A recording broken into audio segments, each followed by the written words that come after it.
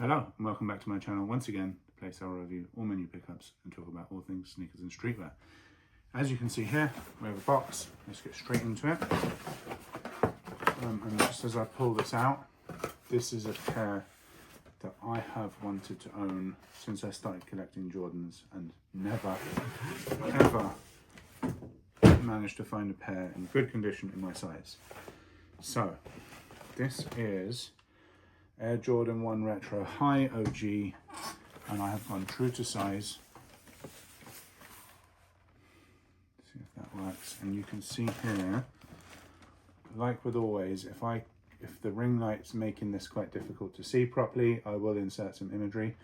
But this is a special edition box, you can see here, and it says Special Attention M Jordan with the Wings logo on the inside. Really like this. I'm really liking this box.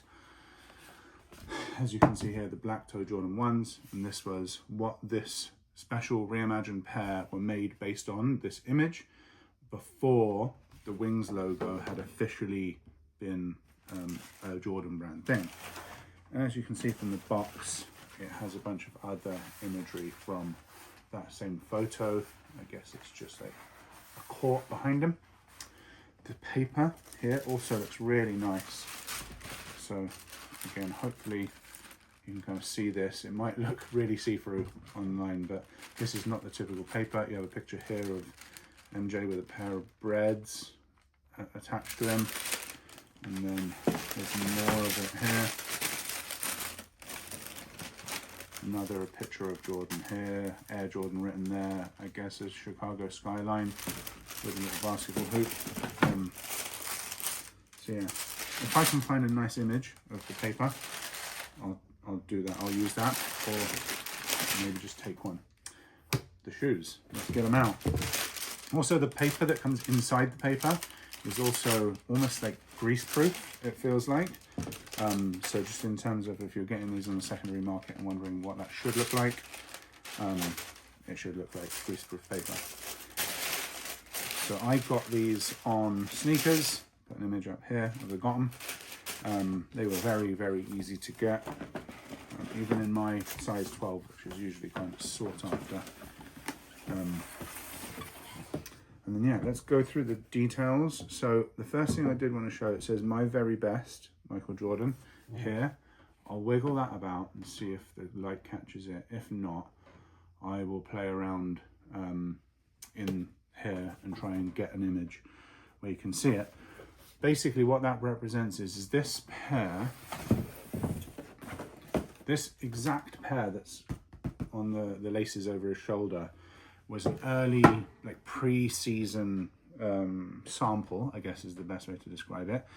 And he signed that particular pair to his buddy by saying my very best, Michael Jordan. So that's what they've done. So that's what they have done here. Apologies for that.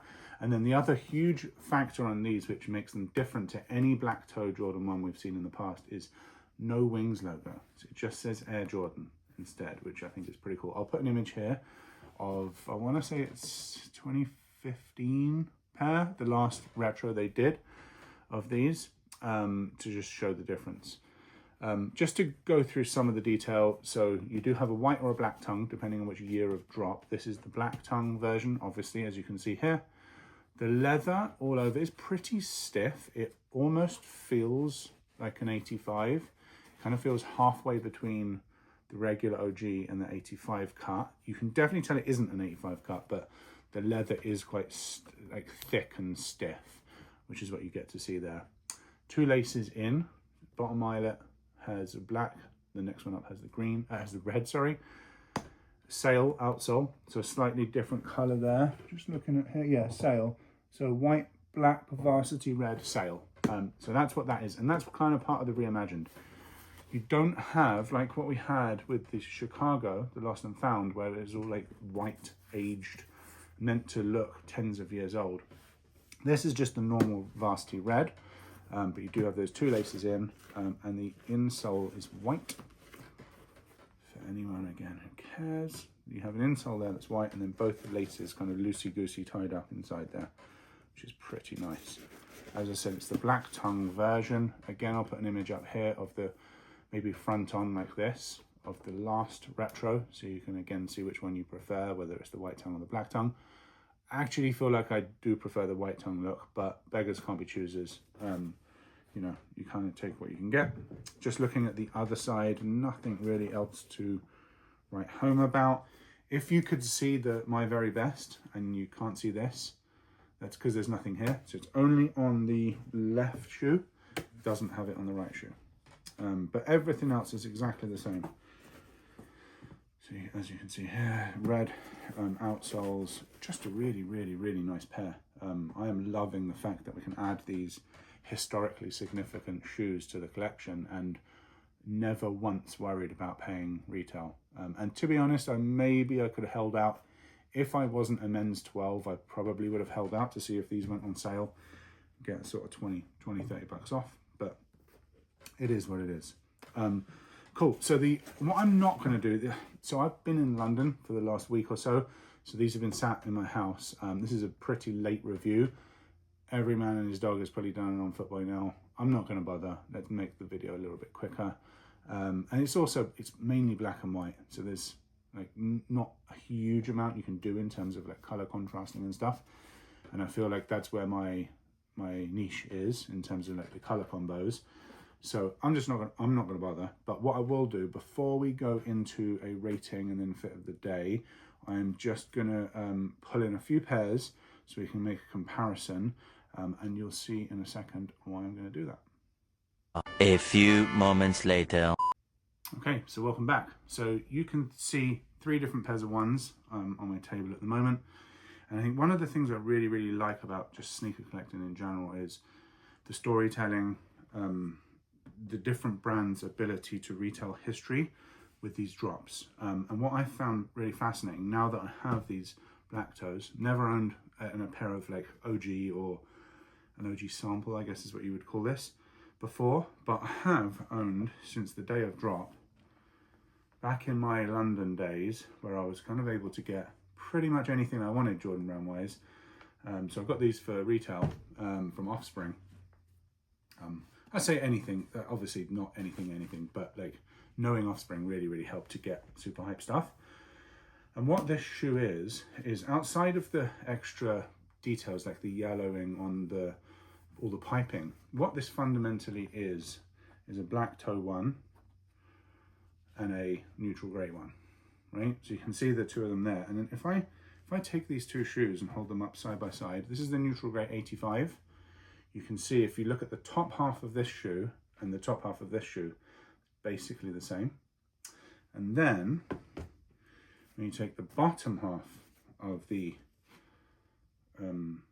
Union and compare that to the bottom half of this black toe Reimagined, or the my very best, some people are calling them, you can see that then when you combine these two shoes, I guess this way round, so I'll hold the top one at the top and the bottom one at the bottom, you kind of compare these two, you can see exactly where Union got the inspiration for that black toe pair.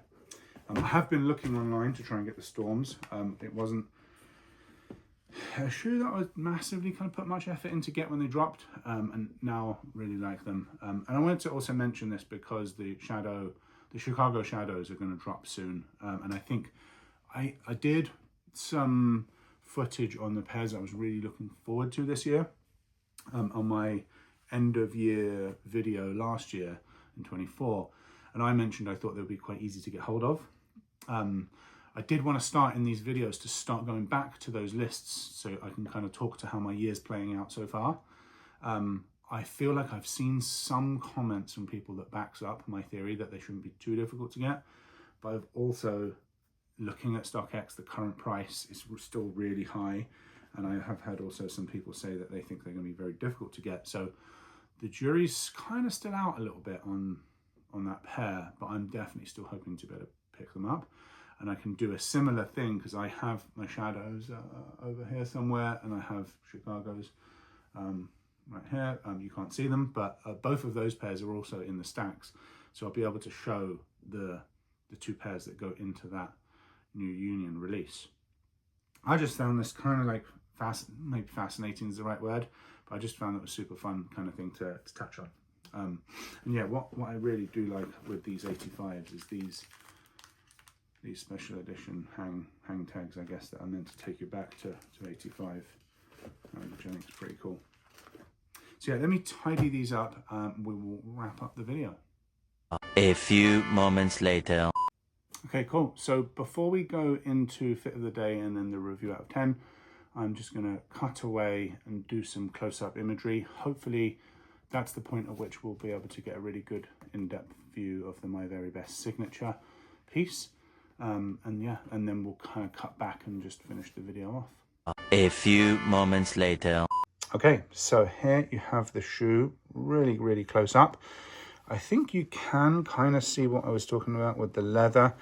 If I press this in around the Air Jordan logo, you can see it isn't that super like pressed, supple, softer leather, which the ongoing debates about softness versus actual quality usually comes up. You can see also with the lighting, the difference between white and sail here, which I think is nice. If we flip her over, you can see the black lace at the bottom and then the red at the next eyelet, which is quite nice. The black tongue here, nylon like normal, white insole. Again, if I turn this around, pull the laces out, you can see the white midsole here, which is cool. Close that down again. And now we'll get this in angle so you can see the wording. My Very Best, Michael Jordan. Bring that really close up. That's good. I'm seeing that come through. You can get a really good image there. So that's one of the main benefits, or the main like factors to them. It's the thing that you're not really going to see on any other connotation to this. As you can see, the shape is also really quite slopey and nice on here, that it doesn't have that kind of boxy toe. Just from the other side, you can also see it. Super sleek. Some people don't care at all. I am a bit of a shape guy when it comes to shoes. Varsity red on the outsole. Yeah, not a huge amount, as I said, to kind of cover. This leather here is a bit more of your typical OG High standard, whereas I think the red up here is the bit that kind of feels halfway between OG High and 85. Yeah, not really much else to touch on here. Typical leather here. And also the typical leather on both the insole and the slightly larger than normal swoosh. That's the other, I guess, the other thing to mention. This swoosh is slightly elongated and slightly widened as it kind of comes around here. So yeah, back to the main video, and we'll now touch on the review and the rating out of 10, and I'll take you through the fit of the day. A few moments later. So welcome back. And yeah, let's get into the review. Well, not the review, the out of 10 review or scoring. So for this shoe, it's a really tricky one because from a historical perspective, like any OG, this should be getting a 10 or whatever you rate up to. I do think of the most famous 5 or 6 OG ones, the black toe has been up there for me based on the fact that I've never owned it, but not based on the color. So for me, the Chicago's always been the best. I would say the bread would be the second best. I also always really liked the UNCs and the Storm Blues and a bunch of other ones. I also really like the Shadows. I would say this is probably my 4th or 5th favorite OG color block. So it's still going to be high. I think the little touch with the Air Wings, the non-wings Air Jordan logo and this writing here, for some people makes it lower. For me, it means it's more of a special edition.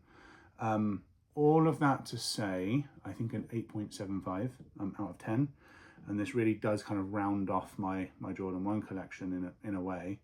So yeah, a smidge under 9. I was not going to be going to the 9.25s or the 9.5s just based on how simple the shoe is. But still real kind of great pickup in the end. So yeah, just to close out the video then, I'll do fit of the day up here. So I have on the Archeo Brown Jordan 3s. For me, one of the most underrated Jordan 3s ever made. I probably wear them more than any other shoe that I have, despite when they dropped, everyone saying how difficult they were to wear. And then I have paired those like I typically do. I either go with denim or I go with some creamish Fear of God, which is what I'm going for here. Cannot remember the name of the colorway. Maybe it's string. All I know is I own 2 creams, and it's the darker of the 2 creams because that's the one that I think goes better with the laces of the 3s. Then I have this black 021, and it has a pink hit. It's the surfboard. All boards go to heaven. So you see a surfboard and then the wings, and it has that image bigger on the back. Kind of a few little touches of black in the Archeo browns, so I wanted to do that. And then this is the black Paris Saint-Germain Jumpman snapback that they dropped. I want to say it was 2017 or 2018, around there somewhere, when PSG and Jumpman first kind of got in cahoots in terms of their sponsorship. So yeah, that is the fit. I think that's everything covered. Another video, really enjoyed making. Hopefully you've enjoyed watching it. That's it from me. Over and out.